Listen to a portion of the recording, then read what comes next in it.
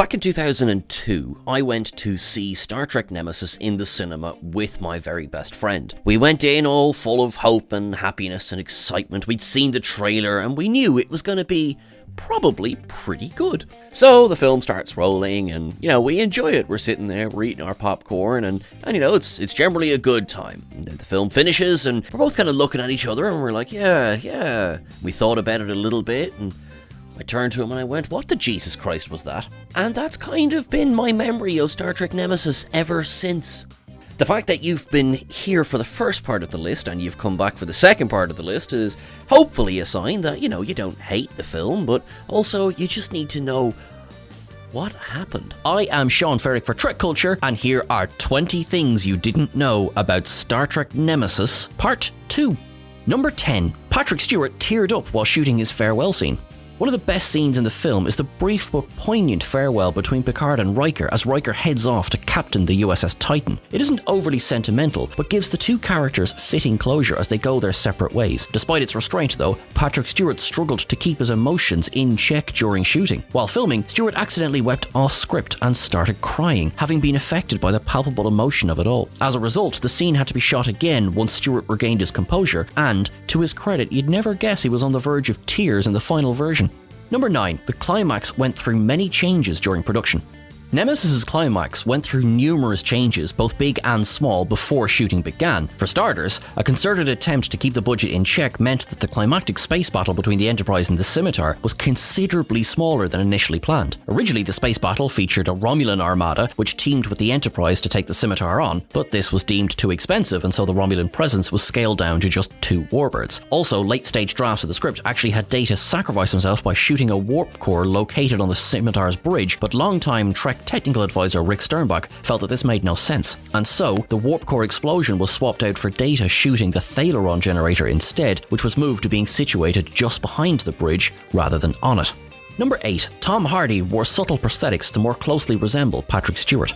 Though there's no mistaking that young Tom Hardy in Nemesis looks pretty damn different from current Tom Hardy, most viewers would simply put that down to the changes that every human face undergoes over the course of 2 decades, right? But Hardy's face was actually subtly altered through clever makeup techniques to make him more closely resemble Patrick Stewart. Hardy wore latex prosthetics that were molded from Stewart's actual face, with latex noses and chins being fitted to Hardy's own. Additionally, because it was felt that Hardy's lips were too plump and full compared to Stewart's, a fake scar was added to draw attention away from them. The effects certainly work, because unlike a lot of sci-fi movie makeup, it's basically invisible to the average viewer's eye. Number 7. A deleted scene introduced RIKER'S replacement on the Enterprise. One of the most significant sequences cut from the movie was the introduction of Commander Martin Madden, who was played by Stephen Culp. He would appear at the end of the film as the Enterprise's new first officer, replacing Riker as he takes over the USS Titan. A highly entertaining beat plays out where Madden asks Riker for advice on making a good impression with Picard, only for Riker to insist that he's casual and likes being called Jean-Luc. Naturally, Picard isn't terribly amused when Madden follows Riker's advice, though the scene ends with the clear implication that Madden is a competent officer who will be taken under Picard's wing. It would have been a sweet, uplifting ending to the movie, so its deletion seems completely baffling. Culp later made a canonical appearance in Star Trek, however, by having a 5-episode stint in the 3rd season of Star Trek Enterprise as Major Hayes of the Makos. Number 6. The Scimitar was modelled after a lionfish for one special reason. Say what you will about Nemesis, but Shinzon's ship the Scimitar sure is a unique and interesting vessel from a design perspective. It's probably best remembered for the almost animalistic form it takes when deploying its cascading biogenic pulse weapon against the Enterprise at the end of the film. As it turns out, the Scimitar's design was indeed inspired by an animal, a lionfish, which had a distinctive venomous spines protruding from its body in much the same fashion as a scimitar. It gets even better though. The lionfish wasn't something the ship's designers simply stumbled across, but it served as a nod to the commonalities between Picard and Shinzon. In The Next Generation, Picard had a lionfish named Livingston in his ready room for many years, so it's rather poetically apt that his clone's vessel is modelled after it. That's surely no coincidence. Number 5. LEVAR Burton nearly directed the film. The director's chair for Nemesis sure was busy before the production finally settled on Oscar-nominated film editor turned director Stuart Baird. Initially, Rick Berman approached the Wrath of Khan and Undiscovered Country director Nicholas Meyer to helm, but Meyer would only agree to come aboard if he could rewrite the screenplay. Berman had to turn Meyer down as he'd already promised writer John Logan full creative control over his script, so Berman then considered offering the job to Geordie LaForge himself, LeVar Burton. By the time Nemesis was preparing to shoot, Burton had directed 20 episodes across The Next Generation, Deep Space Nine and Voyager, and so was certainly an inspired choice following the tradition of Leonard Nimoy, William Shatner and Jonathan Frakes as stars turned directors. However, Paramount ultimately ordered Berman to offer the gig to Baird instead, and with this being the last Trek movie of this era, Burton sadly never got the chance to take the big screen helm behind the camera. Number 4. Picard's chair got a seatbelt in a deleted scene. Another amusing part of the deleted epilogue, in which Picard is introduced to Commander Madden, involves a game-changing alteration to the furniture on the Enterprise bridge. It's been something of a running joke among Trek fans for decades that there are very few situations where anybody ever wears a seatbelt while hurtling through space, the typical explanation being that the ship's inertial dampeners would negate any potentially traumatic acceleration or deceleration. But in this hilarious deleted scene from Nemesis, it was actually revealed that a very special delivery came for Picard, a new ergonomic captain's chair that came complete with a seatbelt that he could activate with the mere press of a button. As if to acknowledge the in-joke, Picard says, "About time," bringing another welcome moment of light-hearted levity to the movie, albeit one which was, again, left on the cutting room floor. Number 3. The Gorn were referenced in the original script.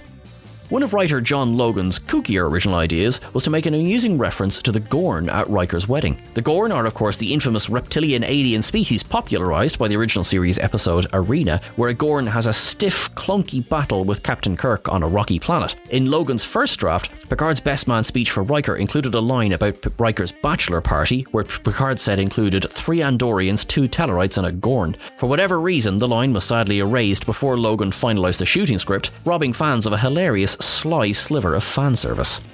Number 2. It's the lowest grossing Star Trek film in history.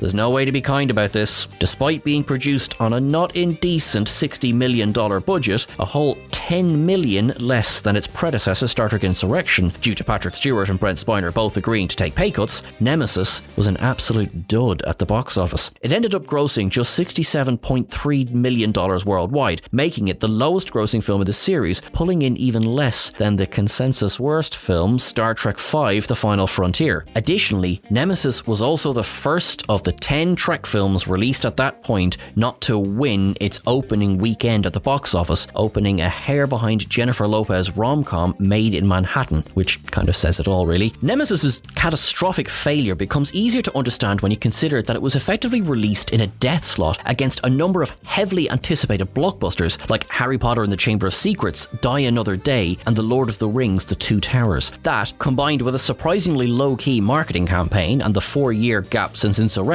surely did it no favours at all. Number 1. Its commercial failure caused a planned sequel to be scrapped.